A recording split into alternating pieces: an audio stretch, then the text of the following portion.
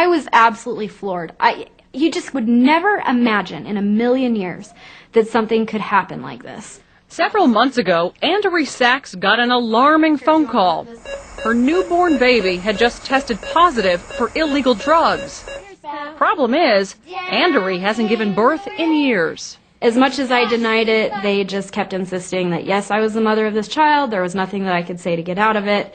To make matters worse, authorities showed up at her door the next day, calling her an unfit mother and threatening to take away all 4 of her kids. When you know you're innocent and you didn't do anything wrong, it just absolutely, I was in tears. I was a wreck.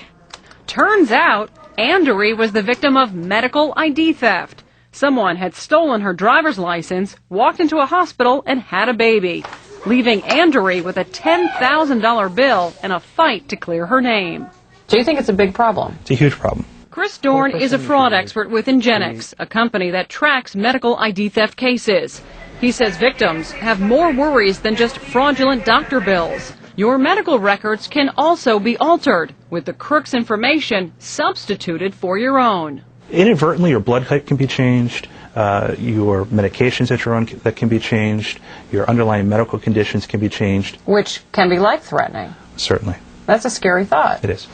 To crack down on the problem, some hospitals like this one outside Hartford, Connecticut, are now asking patients for proof of identification. Could I get a driver's license or a photo ID and your insurance card? Administrators say the policy went into effect after a rash of medical ID thefts, and it's working. About 2 to 3 times a week we have patients that come in, then when we ask them for the ID, they'll say it's in the car, go out to their car and don't return. Come here.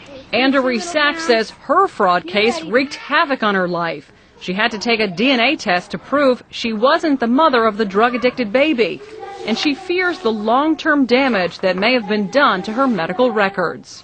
Am I going to have some emergency someday in my life and I'm going to show up at the hospital and they're going to give me the wrong blood type because they still have her blood type in my files? I just don't feel safe anymore.